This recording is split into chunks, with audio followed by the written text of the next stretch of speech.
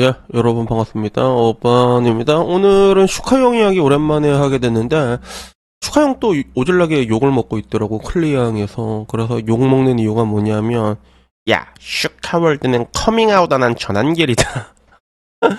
라면서 욕을 오질나게 먹고 있는데, 이유는 슈카형의 영상 때문이었어. 그래서, 경제통 슈카, 새 정보 씀씀이 걱정돼, 근심토로라는 제목으로 이게 뭐 배드 같은 데 올라왔나봐.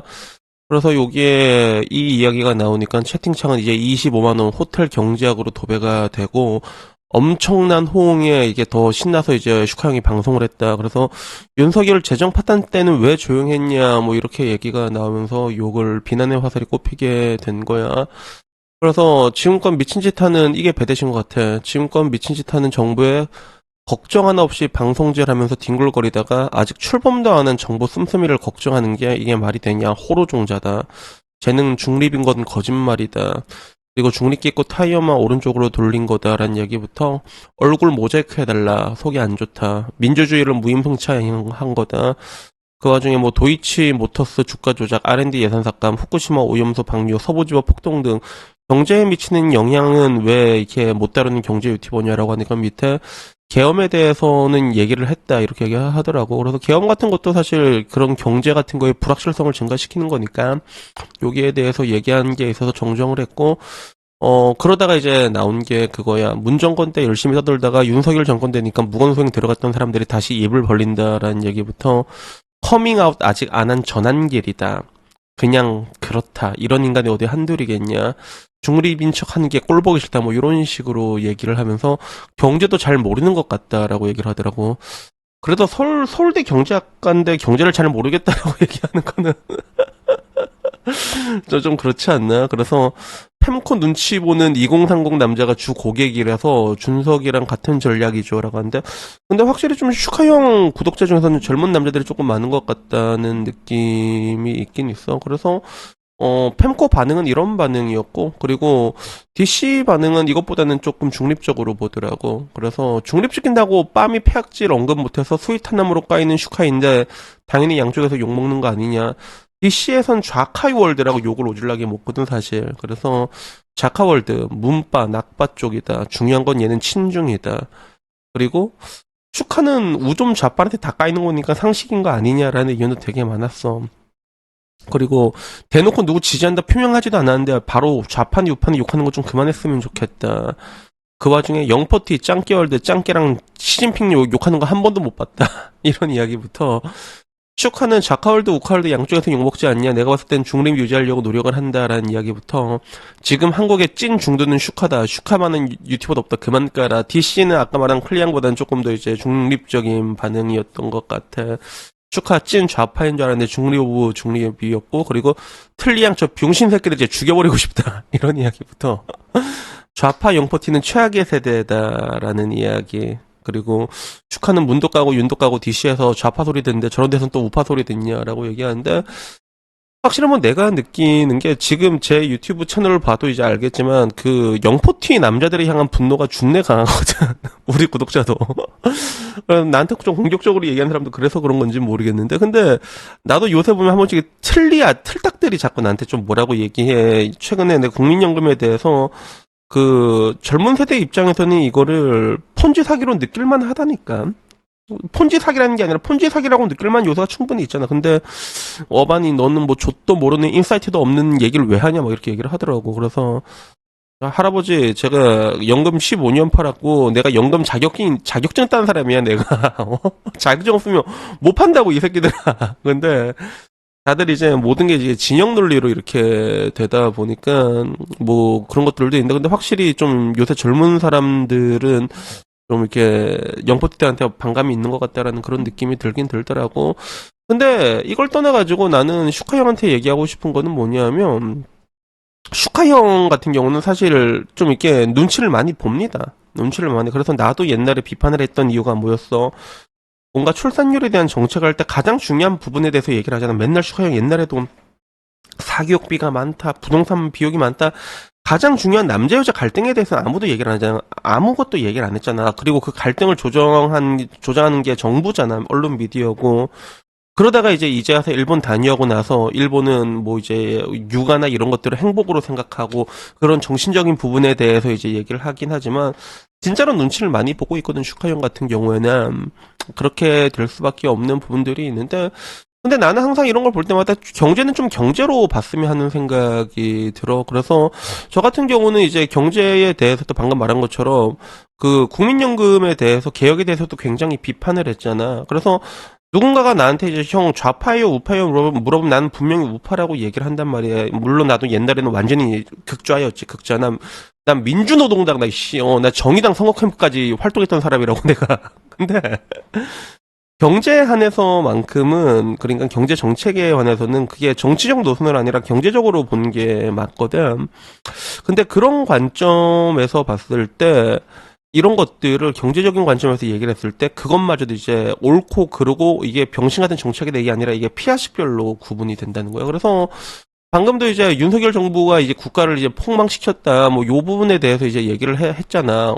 뭐, 이제 국가를 이제, 재정 파탄 났다라고 하는데, 실제로 윤석열 정부 때 재정이 가장 좋았습니다. 제일 좋아졌어. 그래서, 국가 채무 GDP 대비 채무 증가액을 봤을 때, 그 노무현, 이명박, 박근혜, 문재인, 윤석열 할 때, 윤석열 때 이게 줄어들었어. 채무 비율이. 줄어들었더라고. 그래서, 가장 많이 늘었던 건 이제 문재인 정부 때였지. 400조. 이때 늘었고. 윤석열 때 줄어들었는데 난 이게 진짜 줄어든 게 진짠가 싶어 찾아봤거든. 근데 실제로 줄어들었던 게 맞아. 국가 총부채 비율이 역대 정권 중 첫 타락했던 정권이 윤석열 정부가 맞아. 그래서 요거는 이제 GDP 대비 국가 총부채로 해서 이게 244%로 나오긴 하는데 근데 이게 실제로 떨어졌거든. 그래서 이게 왜 떨어졌는가 이게 대충 보니까 쓸데없는 지출을 좀 많이 줄였어. 뭔가 이제 뭐 비영리 단체라던가 뭐 시민 단체 뭐 이상한 데 돈 쓰는 거 있죠. 이런 것부터 해서 돈을 많이 이제 커트를 많이 했더라고. 물론 이제 가계 부채는 늘긴 했지만 근데 나는 이 부분에 대해서 일단은 총 부채 비율이 감소한 건 맞아, 윤석열 정부가. 근데 그걸 떠나가지고 나는 국민연금 개혁에 대해서도 이건 되게 병신같이 개혁을 한 거다 내가 비판했잖아. 짬짬처리를 어떻게 밑에 애들한테 하냐 이걸로 비판을 했고 그리고 지금 부동산을 보더라도 부동산도 지금 밑에 애들한테 짬처리를 시키고 있단 말이야. 실질적으로 지금 부동산을 받아내고 있는 애들이 전부 다 이게 풀대출 받아가지고 지금 그 늙은 아저씨들 부동산을 설거지해주고 있는 게 지금 젊은 사람들이 그걸 다 받아내고 있어. 신규 거래 아마 서울에 있는 아파트의 거의 한 40% 이상 거의 절반가량이 그 대출 받아가지고 그걸로 이제 설거지를 하고 있는 거거든. 그리고 이제 와선 또 이제 모기재로님이 뭐니 해갖고 지분형님이 뭐니 해갖고 1억으로 10억짜리 아파트 살 수 있게 그걸 넘기려고 하잖아, 밑에 애들한테. 이건 걔 병신 같은 짓이라는 거지. 이렇게 악랄한 짓거리를 하는 미친놈들이 어딨냐고. 그러니까 이거는 정부고 정권이고 좌우를 떠나가지고 정책은 정책으로 평가하는 게 맞는 거란 말이야. 근데 이런 관점이 없는 것 같아요. 그래서 저는 항상 얘기하는 게 돈을 쓴다고 했대. 돈을 그러니까 부채가 늘어난다고 내가 뭐라고 얘기하는 게 아니란 말이야. 부채가 늘어나도 돈을 잘 쓰면 돼. 잘 쓰면 된단 말이야. 그래서 내가 말하는 내 기준에서 잘 쓰는 거는 일단 일자리를 늘리는 거지. 그래서 해외 같은 데 보면 리쇼어링 같은 거 시키려고 막 법인세 같은 거 5년 면제해주고 그 다음에 뭐 삼성전자가 실제로 그래서 방린으로 갔잖아. 세제 혜택 같은 것도 이제 공장 짓는 돈 전부 다 세제 혜택 다 받게 해줍니다. 다 받게 해주고 그리고 공장 뭐 이제 고속도로 건설해주고 공항도 건설해주고 이런데 돈 써가지고 리쇼어링 시키는 건 괜찮단 말이야. 일자리를 늘리는데 돈 쓰는 건 괜찮단 말이야. 근데 실제로 그 문재인 정권 때는 막 할아버지들 막 불 꺼주고 동사무소니 대학교들 불 꺼주고 이런 거 막 돈 주고 그랬죠. 그러니까 돈을 이렇게 쓰면 �jut댄다고. 그 오징어 게임에 오일남 아저씨가 했던 명대사 있잖아. 이러다가 다 죽어. 다 죽는다고. 그래가지고 저는 뭐 항상 얘기한 게 부채 비율로 볼 때도 단순히 이게 높다 낮다 이런 걸 떠나가지고 돈을 잘 쓰는 게 중요하거든. 근데 일단은 대한민국은 지금 와서 봤을 때 이런 것들 하나하나 이제 구분해서 보는 그런 관점이 없는 것들 전부 다 피아식별밖에 안 남은 거지. 경제 정책을 판단함에 있음에도 그 경제가 그러니까 나는 이게 진짜 자주 하는 말이 돈이 없으면 사람이 죽는다고 얘기하잖아. 자본사회에서는. 정말로 가장 중요한 부분이거든. 경제 정책이라는 거는. 근데 이런 것마저도 이제 피아식별로밖에 받아들여지지 않는 거.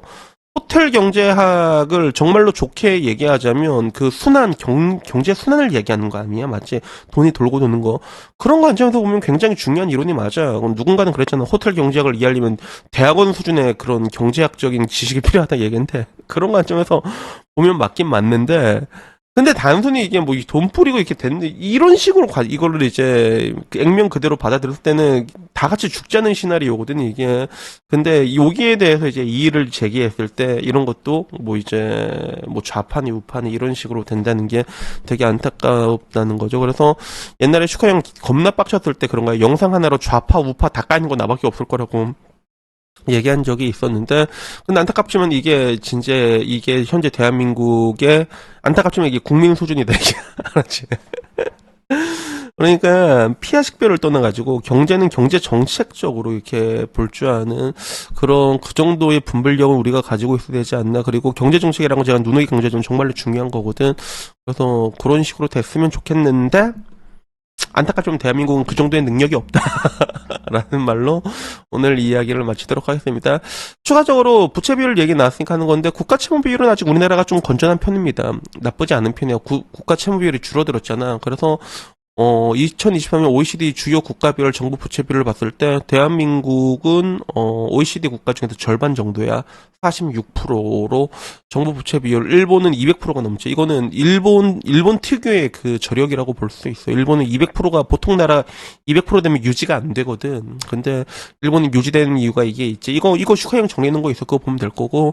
그리고 안타깝지만 이제 국가별 가계 채무 비율은 우리나라가 또 1등이야. 그래서 2위 스위스, 3위 호주, 4위 덴마크, 5위 노르웨이. 그래서 보통 이런 식으로 국가별 가계부채 비율이 가장 높은 나라들은 주택담보대출 비율이 굉장히 높은 건데 현재 대한민국은 그 상태까지 와버린 거지. 그래서 여튼간에 뭐 이 부분에 대해서 얘기하자면 밑도 끝도 없이 너무 길어질 수 있으니까 여튼간에 오늘 이야기는 여기서 끝내도록 하고, 그래서 결론은 뭐다?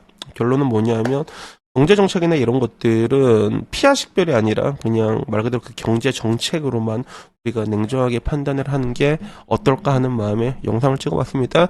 오늘 이야기는 여기까지고요. 다음에 좀 더 재밌는 이야기로 찾아뵙도록 하겠습니다. 이상입니다. 감사합니다. 땡큐.